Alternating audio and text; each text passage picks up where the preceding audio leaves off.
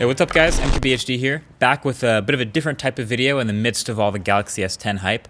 So, last year I did my smartphone awards for 2018, and that's always a mix of a bunch of objective reasoning, which phones are best, plus a little bit of opinion injected in there for some discretion as well.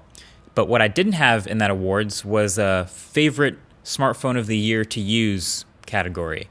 But hindsight 2020, I kind of think my favorite phones of last year to use that I ended up using the most often came down to probably a toss-up between Pixel 3 XL and OnePlus 6T. And there were plenty of other good phones that year, but a lot of you have noticed in the past couple of videos when I'm just using whatever daily phone it is, it's sort of switched back and forth between OnePlus 6T and Pixel and OnePlus and Pixel again. That's because in real life, I was getting fed up with one and switching to the other, and then getting missing the other one and switching back and then going back and forth. It's kind of a blessing and a curse having both of them available to me. So why was I switching back and forth between these two main phones so often? For me, really, it had two major things to do with the Pixel, and it's not the notch. That would be the performance and the camera. So to step away from the OnePlus for a second, on the Pixel, the camera is A+. That's first of all. The Pixel 3 camera consistently takes the best quality photos of any smartphone I've ever tried so far, and it's kind of not even close. But, and that's a big but, the performance issues, including even in the camera app itself, have stuck with the Pixel from last year. So here's the thing, there really are actually two best cameras. There's the camera that takes the absolute best quality images, and then there's the best overall camera experience, which is a combination of image quality and speed and a bunch of other things. So Pixel keeps, for me, winning best camera quality. It's that best camera, and I love that about it, but I would give best camera experience to some other phones. The iPhone for its speed or for its video, or for Samsung for its wide angle that it just added, or the Mate 20 Pro. All kinds of others do the experience better, especially with speed. So that was what was so disappointing. So I've had all kinds of various lag and performance issues with this Pixel after a couple of months, which is disappointing for a second year in a row, especially when Google makes this phone. I mean, you would think they have all sorts of control over it, but when I have some other apps open, or when things like music apps are working in the background, or GPS apps, etc., one of the early bugs would be it would just quit that background app whenever I open the camera. And that bug's since been fixed, but there are still issues that are not totally gone.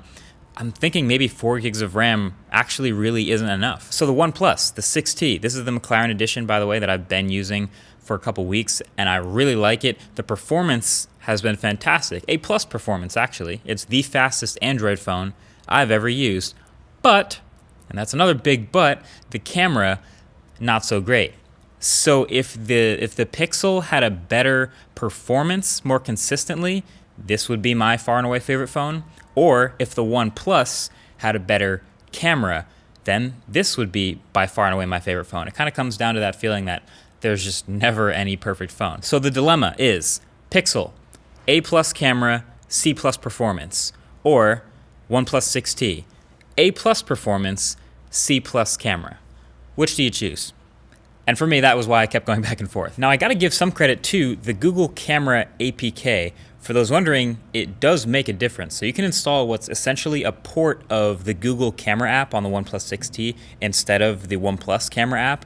And using that, turns out, it's really good. It gets you better dynamic range, better contrast and exposure, and even white balance more consistently, and even better detail and better low light shots, and then you get night sight built in, which works pretty well too. But it's still nowhere near the Pixel's actual camera in the detail department, and overall image quality is still clearly going to the Pixel. I mean, maybe it's unfair to compare it to the Pixel's camera because nothing quite matches up to the Pixel, but by itself, this app brings the camera from a C+ to a B+. So I'll link it below because I think every OnePlus 6T owner should know about it. Now, that's of course not the only difference. Here's some thoughts I've had on some other little things between the two over the past couple months.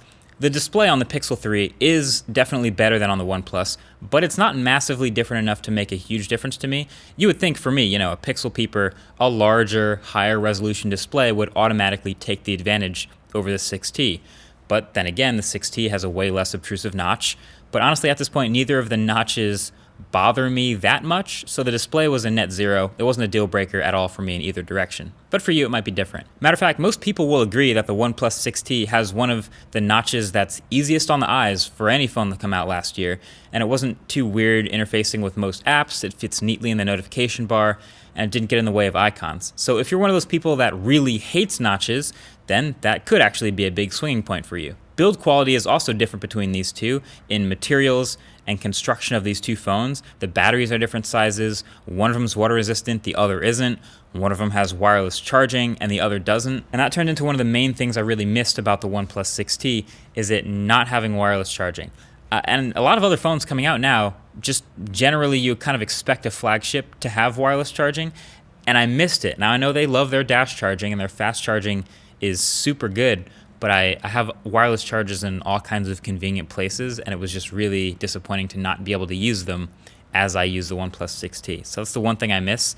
And now it looks like OnePlus is probably also not going to have wireless charging in the OnePlus 7, at least according to recent reports.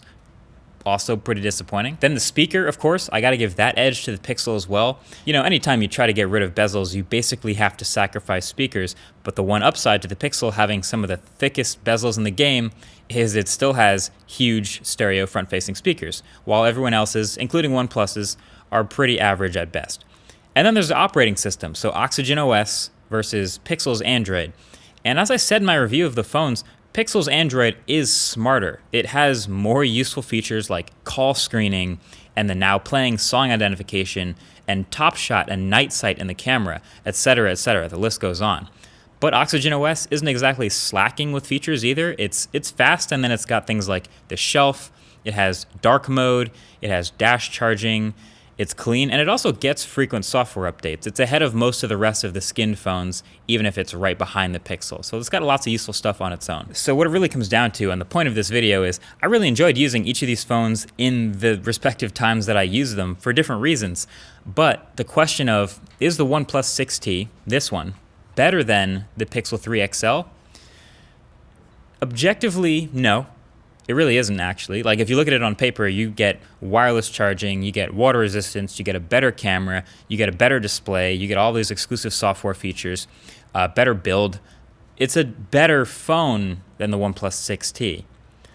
But the experience of using the 6T was often better than the experience of using the 3, which is even more impressive because of the price difference, the $200+ difference between these two phones, which is even more if it isn't the McLaren edition, which, by the way, just has 2 extra gigs of RAM. It's not a crazy huge difference in specs, but I have enjoyed this phone. So for those asking, all 7 or 8 of you wondering why I keep switching back and forth, it's the performance that keeps pushing me away from the Pixel, and then the camera that keeps pushing me back.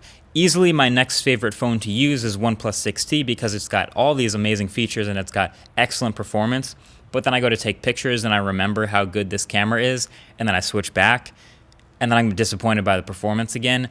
And so you can see how that vicious cycle's played out. Either way, we'll see OnePlus 7 and Pixel 4 this year in 2019, along with a bunch of other phones. I mean, this is an exciting year for phones, it sort of turned out. For those who are asking if we've reached peak smartphone, now we have a folding phone launching this year. We saw all that stuff at Mobile World Congress, and then we have new patents for a Motorola folding phone and all these other flagships we haven't even expected yet. The Note 10 is totally under the radar.